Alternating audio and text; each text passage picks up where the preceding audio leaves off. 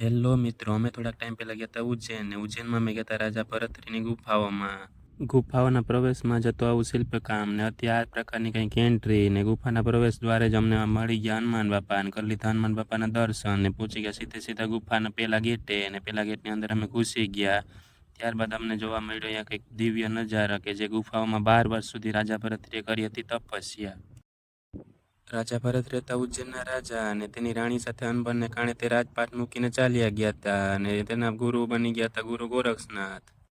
પેલી ગુફામાં બાકી રહેલા દર્શન અમે ધીરે ધીરે કરીને પતાવી લીધા અને પછી અમે સીધા સીધા નીકળી ગયા બારોબાર ને પહોંચી ગયા બીજી ગુફાની નજીક.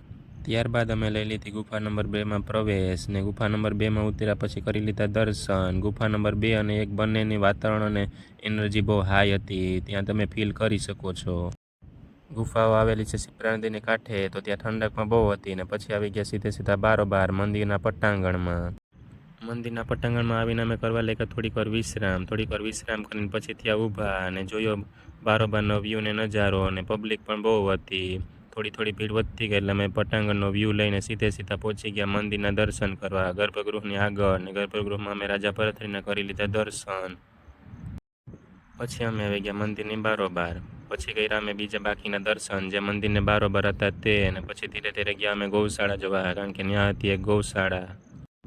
ગૌશાળાએ પહોંચીને અમે કરી લીધા નંદી મહારાજના દર્શન પછી અમે કરી લીધા ગૌમાના દર્શન. આ હતી ગૌશાળા નંબર 1. પછી અમે ગયા ગૌશાળા નંબર 2 જોવા. ગૌશાળા નંબર 1 ને 2માં ટોટલ 150 જેટલી ગઈ હતી ને અહીંયા કરી લીધો અમે બ્લોગ પૂરો.